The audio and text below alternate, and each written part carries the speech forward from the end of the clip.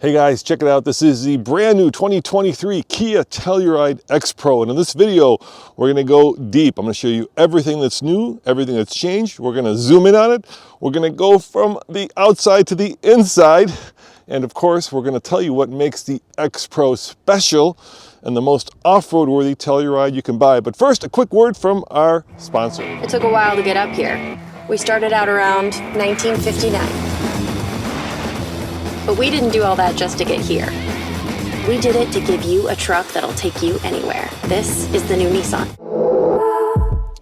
For 2023, Kia has updated their most popular car, which is of course the Telluride. Now this car has been a hit since it first came out a few years ago. I remember taking it off-road in Moab, but what makes this car so special, of course, is the fact that it's, well, just the right size. It's a 3-row SUV that a lot of people have found to be just perfect for their family. Now for 2023, not only did they give it a mild refresh, and by that I mean a little different grille, standard LED lights, a new interior, a new off-road package, and of course, new colors, but they also made it a little bit more easier to get because they just announced that they're going to increase production up to 120,000 units. And in journalism, automotive journalism speak, that means 120,000 car production capability, which means that you won't necessarily have to order one months ahead of time to get one. And of course, there's also this, which is the top-of-the-line X-Pro. So let's start where we always start, and that is under the hood. Now for 2023, the engine really hasn't changed. It's still a V6. It still puts out 291 horsepower, and it's still paired to an 8-speed automatic transmission, and it still gets kind of iffy fuel economy. Kia says, or the government says, that in front-wheel drive it gets a combined 23 mpg, and if you get this all-wheel drive X-Pro, you're looking at 21 mpg combined. Now a lot of the manufacturers, of course, have gone to vehicles that are hybrids, but in this generation of Telluride, at least for 2023, there is no hybrid option. So that's kind of a downer, but there's a lot to love about this vehicle, and let's talk about that. So first and foremost, let's talk about what the X-Pro model gets you, and that is, of course, check it out, those beefy 18-inch wheels. These are 245/60 R18s Continentals, and they're all-terrains. So unlike the Honda Pilot Trail Sport, where the outside of the tire is very off-roady, but the tread pattern is somewhat streety, these are actually ATs, and they can go off-road. Now we're looking at 0.4 inches of increased ground clearance, which, you know, isn't huge. I mean, you know, every Subaru comes with 9 inches. This one has 0.4 more than the standard version, so they give it a little bit tiny better approach angle, a little bit better departure angle, and made it a little bit more off-roady. But, you know, it's not going to compete with a Jeep Grand Cherokee L when it comes to, you know, tackling Moab. Now, a lot of it is an appearance package. You get things like, of course, the X-Pro over here, and then you get the, I'll show you in a second, the X-Pro on the seats. But, you know, for all you urban types, if the dirt gets a little too dirty, this is a good vehicle to take onto that sort of trail. Once you get past the dirt road, I'm not sure you'd want to necessarily be, you know, doing serious off-roading with this, but in general, it does look more off-roady, and it is a tiny bit more off-roady than the previous model. Now, in terms of pricing, I'll get into that at the very end of this video, but let's talk about competition. This, of course, I would say most directly and almost head-on competes with another potential 3-row, the Nissan Pathfinder Rock Creek Edition. very similar to this. The Honda Pilot, of course, the Toyota Highlander also plays in this space. So, it's a very popular segment that I think was first started by the Explorer, which also plays here, but that one gets a little bit more expensive, much more engine choices. I mean, a loaded out Explorer can cost as much as $65,000, and this is about $10,000 cheaper when you get all the bells and whistles. So let's peek inside, and I think this is what really makes this car special and unique. It's got one of the nicest interiors in the automotive business. Remember I was saying appearance package, well, you've got X-Pro. So let's start with these seats. Look at this, shall we call it arrow stitching? It's not quite diamond stitching, but it does look like an arrow, at least the feathers on an arrow, and it's very elegant. I love this cappuccino colored interior. Everything you touch here is soft. Everything you see feels elegant and expensive.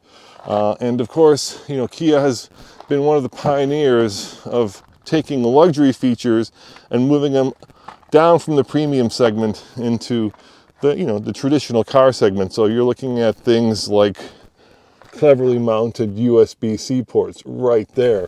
You're looking at captain's rows. You're looking at not one, but two sunroofs, and this one back here is pretty massive. Now for 2023, they have added, let's look at the space in the back here, a power tailgate, both up and down. And one of the downsides of these 3 rows is that when the 3rd row is up, you do have limited space back here. I left my camera bag and my sweatshirt back here, so you can get kind of a sense of how much space is back here. Certainly enough for groceries, probably not enough. Let me widen out a little bit so you have a better look at it. Probably not enough for, more luggage than a roller bag. Now the 2nd row does recline automatically, which is pretty cool. And this one does it manually. So you can push it down like so, and push it down like so, and then we're looking at massive amounts of room in the back here. Probably enough. And let me try this. I'm kind of doing this as I'm filming, so it's a little tricky, but let me try this. So let me go wide. Make me look thinner, hopefully. At least that's the goal. So let me see if I can actually lay down back here. There go my sunglasses. Oh yeah. Yeah. Look at my feet, and on my head's not even. There's just plenty of room to sprawl out back here if you decided to take this thing overlanding. Now, looking up from my point of view, you'll see that you have the 2nd row HVAC vents that open and close. You also have fan speed controls and 2 lights, and of course a giant sunroof. And 3rd row also gets their own vents, as well as USB-C ports, dual cup holders, and of course, check this out, a power outlet. Yeah, 100 watt maximum. That's not going to, power a welder, but it will charge up your laptop. And just for fun, let's see what's underneath here. Yeah, it's the cover for the rear row and a little bit of a cubby hole. So there you have it. That's how much room is in the back. Speakers back here. Just a lot of thoughtful storage space. And of course, it's a little bit plasticky. There's a little bit of cost cutting there. But for the most part, it's a really nice and big box to carry all your stuff when you're heading to and fro the Home Depot run. Heck, you could probably put like a snowblower in there. I say that because we just got our first freeze in Colorado this weekend. All right, let's get behind the wheel and let's take a look at what you would see as a driver. So push bar to start. I believe I have the key in my pocket. So let's look at the key. You're looking at, a pretty fancy key. Kia does this thing where they put the controls on the side of the key. It's kind of stylish, but from a practical point, let's be real, it would be much nicer to have the lock and unlock remote start button there, as opposed to on the side of the key like so. But anyway, this is I think 23 inches of screen altogether, or maybe that's a 23-inch screen. I think that's a 23-inch screen. Better fact check me on that. Anyway, it's massive, it's big, and it's bright, and it's easy to see. And new for 2023, check this out, is a traditional rearview mirror, and then of course the camera view. Now, when we first got our Defender, we had this mirror on the Defender, and I hated it because it was hard for me to change my focal point of view to go from, looking at the world like that to looking at the world like that. But then I was driving it in a snowstorm once in Colorado, and the back window was completely blocked with slush and sleet, and this was completely clear.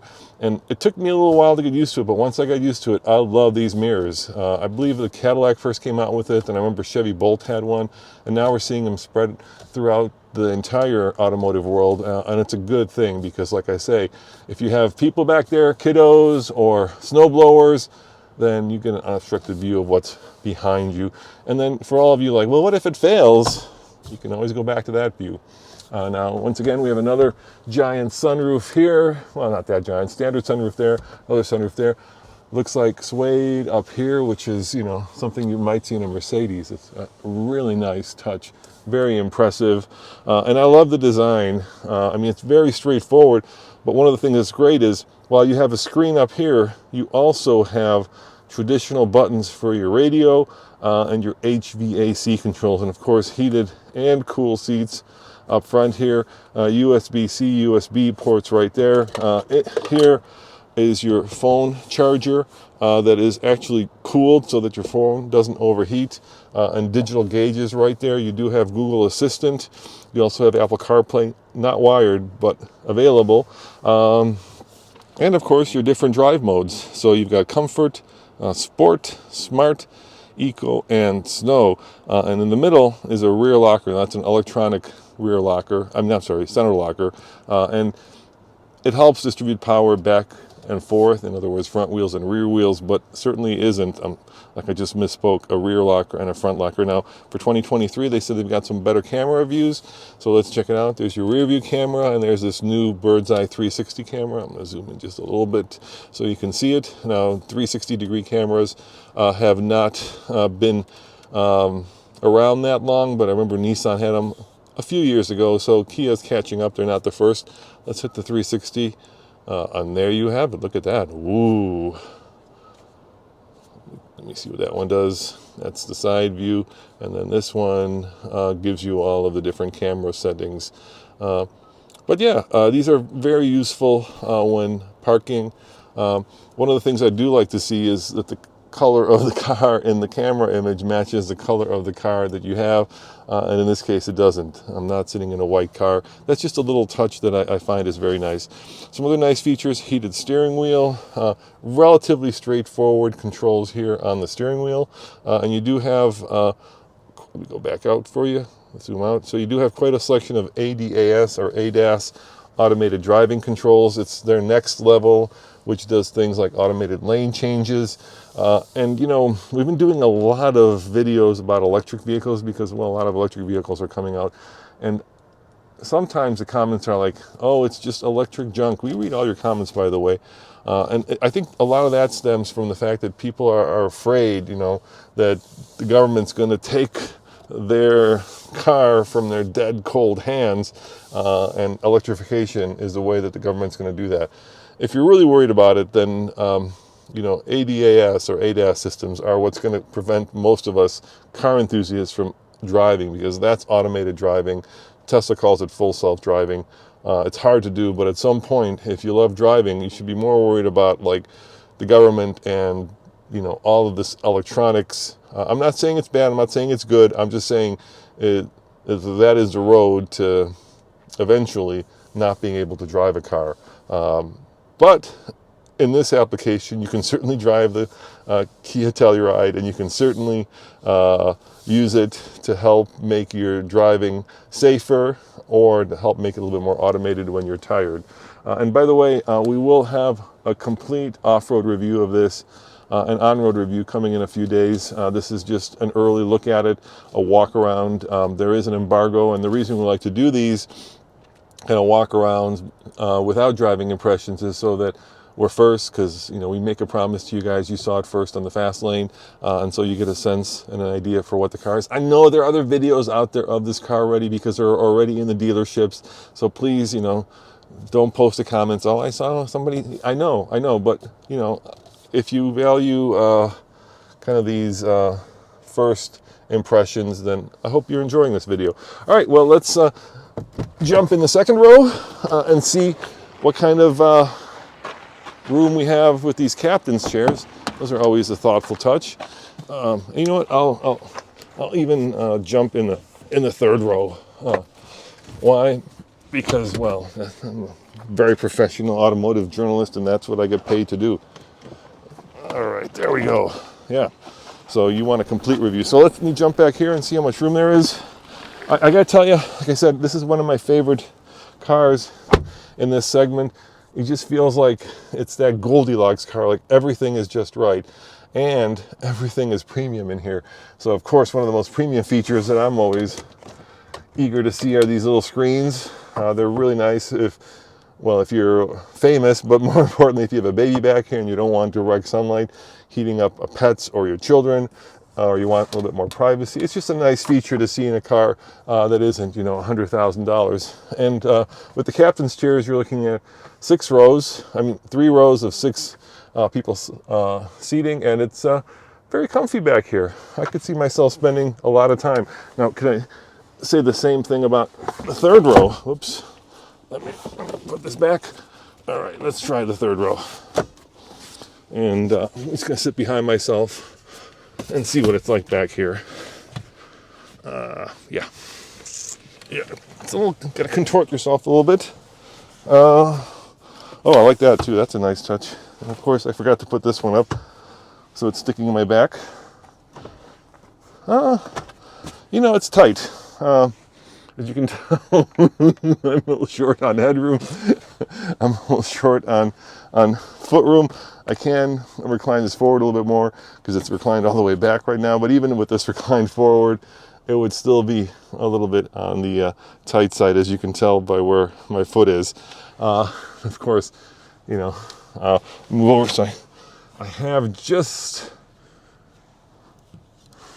Yeah, it's scalloped. I have just enough headroom, but nothing grand. Fine for the kiddos, not so fine for adults back here. But let's face it, if you're an adult and you're in a third row of this class of vehicle, you're probably part of a large soccer or volleyball team, and you drew the short straw for getting in and out of the vehicle. Now let's see how it is getting out. I think this folds forward. There should be a button here somewhere. Where's the button? Right, well, hold on. Now I figured out how this works. So I can get in here, and I can do that. Let's do that, and bring it up a little bit more. So now it's a little bit more upright, and so now you can see that I can sort of kind of fit back here. Sort of, kind of. I mean, I have a weird long body, which makes for weird seating positions. So some people have longer legs and shorter torsos. I have a long torso and shorter legs, and that makes for a less headroom. I noticed that you also have power outlets there, which is nice. Little coat hangers, little pockets, speakers, and like I already mentioned, complete HVAC controls right there. So let me jump out and we'll talk about perhaps the most important thing, which is pricing. So if you want one of these, which a lot of people do, how much will it cost you? It starts at about $38,000 if you're looking at the base 2-wheel drive model. On this one with destination, you're looking about $55,000. And that's still, like I say, about $10,000 less than Explorer. Tommy just did a review of the new Hyundai Palisade, which is this car's sister vehicle. And of course, the biggest difference between the two is that this one with the X-Pro, and there's also an X-Line, which takes it down just a little bit in terms of its off-road worthiness, is available. Unlike the Hyundai, which is more street-oriented, Kia has gone in more of the rugged, active lifestyle adventure motif. Overall, I have to say this is probably one of my favorite cars in the segment.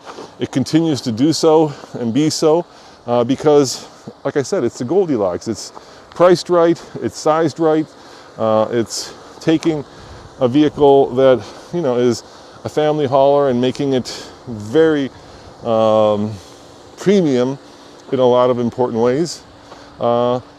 And if you're curious as to how it drives, you'll have to come back when we do the off-road review of this. But in general, I like this car a lot, and I can highly recommend it.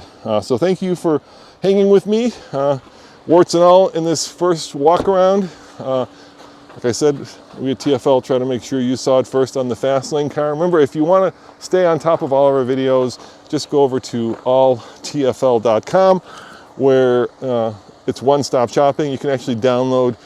It's not an app. You can save it as a web-based app to your phone, and then whenever we publish a new video, a new TikTok, you'll be the first to see it. Anyway, see you guys next time. Ciao.